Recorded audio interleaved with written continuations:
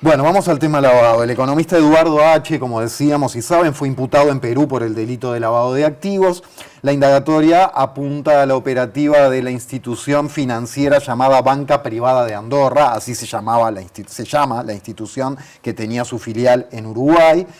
Y a través de esa institución financiera se canalizaban coimas de la constructora Odebrecht a dirigentes políticos peruanos por adjudicación de obras gigantes como una gigantesca carretera, un gasoducto, el metro de Lima, etc.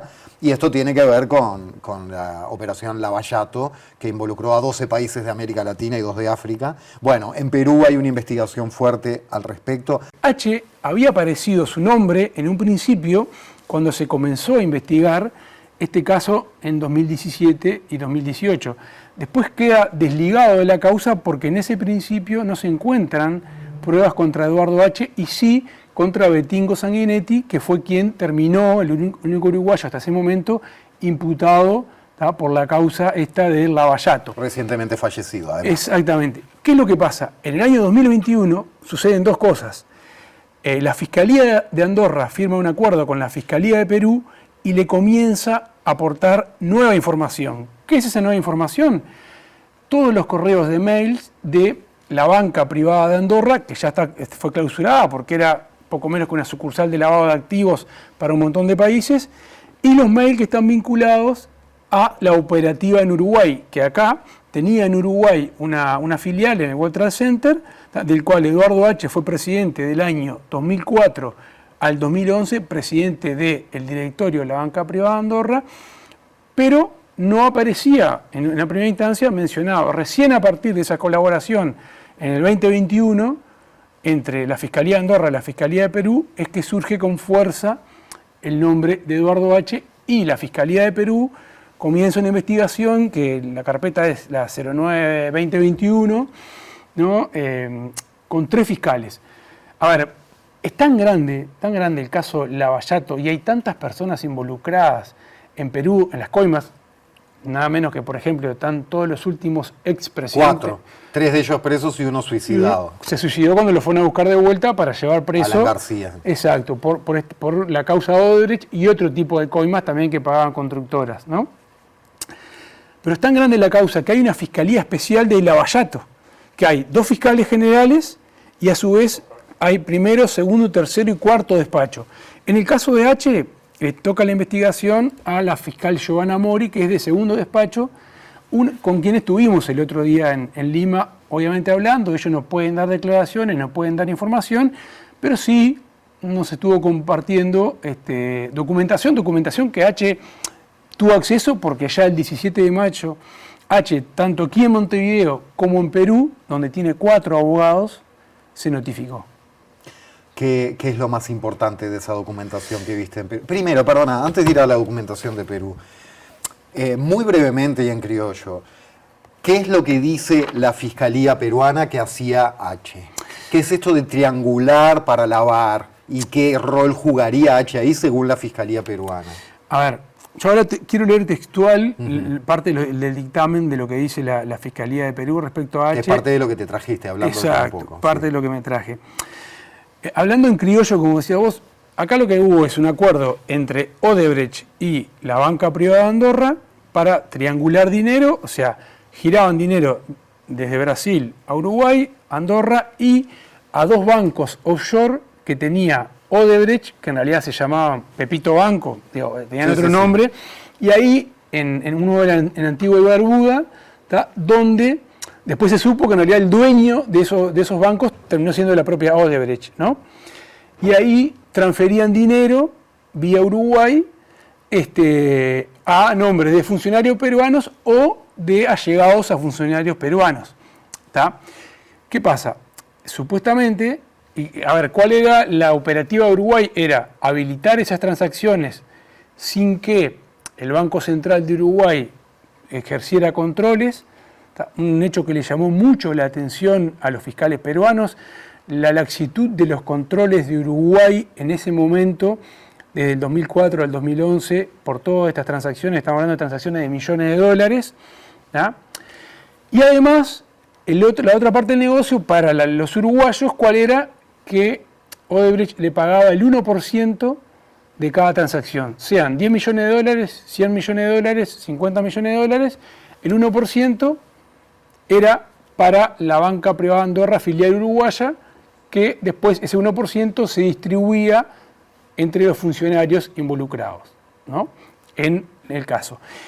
Y lo que dice, que es lo que quiero leer textual porque me parece importante, en ese dictamen de 93 páginas de la Fiscalía peruana, donde ya se imputa a Eduardo H. y a otros ciudadanos más por la complicidad en el lavado de activos, dice, según la Fiscalía de Perú, que Eduardo H., en su calidad de presidente de la banca privada Andorra Uruguay y otros funcionarios, favorecieron, dice, el lavado de activos a través de la apertura de constitución de sociedades, de respaldo ficticios y flexibilización de compliance en favor de funcionarios peruanos y terceros. Compliance, que son obligaciones de dar y obligaciones de dar información, por ejemplo, al Banco Central de Uruguay. Mirá, recibimos hoy 10 millones de dólares de Odebrecht, lo vamos a girar a la banca privada Andorra por tal cliente, ¿no? Después sigue la acusación de la Fiscalía de Perú y dice, abro comillas, Eduardo Mario H. Bianchi, presidente de la banca privada Andorra Uruguay y otro funcionario de ese banco, teniendo pleno conocimiento del origen de los fondos de Odebrecht, permitieron que sean depositados en las cuentas del banco y a su vez distribuidos entre los diferentes clientes presentados por las constructoras, o sea, por Odebrecht, a cambio de grandes comisiones.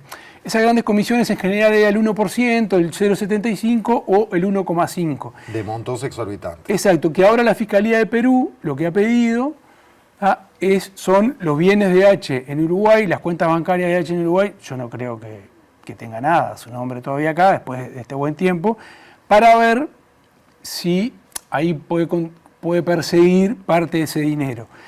Y sigue, y termino con lo del dictamen de la Fiscalía peruana, porque me parece importante, digo, lo que dice la letra legal de la Fiscalía de Perú, dice, el dictamen de imputación de H señala que el uruguayo, junto a otros funcionarios de la banca privada de Andorra, favorecieron e impulsaron los actos de lavado de activos incurridos por los funcionarios peruanos, quienes recibieron pagos ilícitos, sobornos de Odebrecht en forma de transferencias en cuentas offshore suministradas por BPA Service. Lo que hablamos de esas cuentas offshore eran de esos bancos ficticios, en realidad no eran ficticios, eran bancos que estaban en islas del Caribe, ¿no? La idea es mover el dinero para que no se pueda relacionar el destino final con el inicio de Odebrecht, para que no se sepa que eso es una coima. Exactamente. Igual hay como uno leyendo un poco cómo fue el caso Lavallato, Odebrecht tenía diferentes formas de lavar.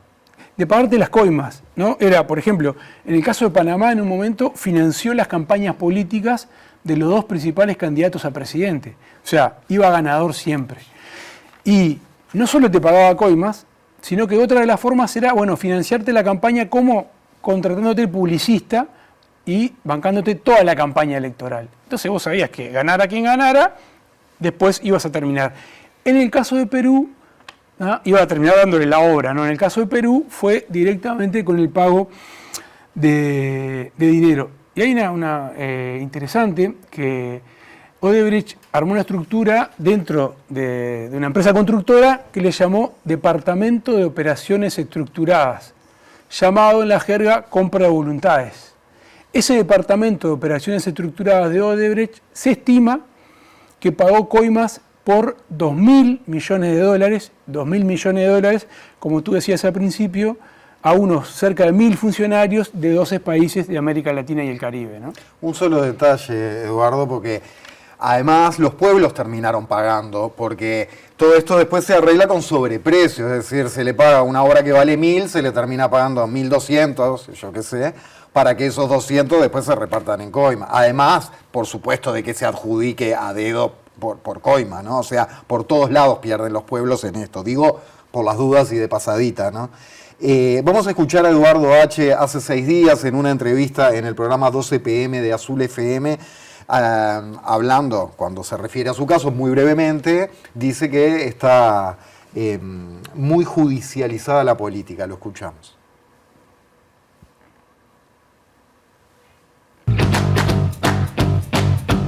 Yo no digo ni que sí ni que no, lo que estoy queriendo decir es, dejemos actuar. Entonces es un tema de fondo que lamentablemente hoy la política se ha judicializado. O sea, no estoy hablando de este caso puntual donde yo ya dije claramente, digo, casi como la primera vez lo mío fue un caso político. El petróleo acá fue un caso político, pero eso tiene plena convicción. Pero no tenga, y así quedó demostrado. Bueno, en este caso es difícil justificar que sea un caso político porque lo inicia la Fiscalía de Perú, en Perú, investigando a sus funcionarios peruanos que recibieron coimas, y en realidad hay una cosa sorprendente. Ellos no sabían ni quién era Eduardo H. Hasta hace unos días, cuando la imputación de H es del 27 de abril de este año. Si bien hace un año que se lo estaba investigando, la imputación es del 27 de abril y él se notifica el 17 de mayo. No, ahora nomás, hace poquitos días. Entonces, en estos diálogos con los diferentes fiscales peruanos no tenían absolutamente ni idea quién era Eduardo H., ni sabían que era asesor de Guido Manini Ríos, que tampoco estaba en el comité organizador del Mundial 2030 por Uruguay, y mucho menos que había sido designado por el gobierno uruguayo para la solución de controversias en el puerto de Montevideo, ¿no? Para ellos era un ciudadano uruguayo común y corriente. Además, bueno, si vamos a hablar de política partidaria, Eduardo, vos decís que esa misma Fiscalía peruana se sorprende de la laxitud de controles del Banco Central con gobierno frente amplista en ese momento. Exactamente. Eso le llamó muchísimo la atención y lo transmitieron. Dos preocupaciones los fiscales peruanos. Esa laxitud que, si bien reconocen a partir del año 2016, Uruguay tuvo mejores controles sobre el dinero, ¿tá? Y lo otro que les sorprendió es que ellos ya en 3 oportunidades anteriores habían pedido colaboración a la justicia uruguaya sobre Eduardo H. y no habían recibido información. Habían pedido información sobre los bienes de Eduardo H. en Uruguay y habían pedido información sobre cómo era el organigrama y la estructura de la banca privada de Andorra en Uruguay, porque querían saber también quiénes más podían estar involucrados, así como y nunca de Uruguay nunca les llegó nada. Si les llegó una explicación de por qué no les mandaban, no, nada, silencio. Silencio. Bueno, para cerrar, ¿cómo puede seguir esto?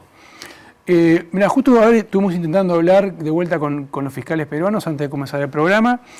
Ellos tienen la intención de que Eduardo H. vaya a declarar a Perú, no aceptan que Eduardo H. declare por Zoom desde Uruguay. Ellos quieren someterlo a la jurisdicción peruana y decían que en caso de que ello no ocurra, van a tratar de tomar todas las medidas coercitivas posibles para someterlo a la jurisdicción de Perú. ¿Qué es medida coercitiva? Puede ser desde un pedido de captura internacional de Interpol, con un eventual pedido de prisión preventiva en el país donde se encuentre, para posteriormente llegar a un pedido de extradición, ¿no? Aunque ellos decían, bueno, que en el caso de Uruguay, tenían un poco de temor por esa falta de colaboración que han encontrado en la justicia uruguaya que termine concediendo o no la eventual extradición de Eduardo H. Ojo, quizá Eduardo H. va y se presenta voluntariamente a declarar en Perú. Eduardo Preve, periodista, gracias. Muchas gracias a ustedes.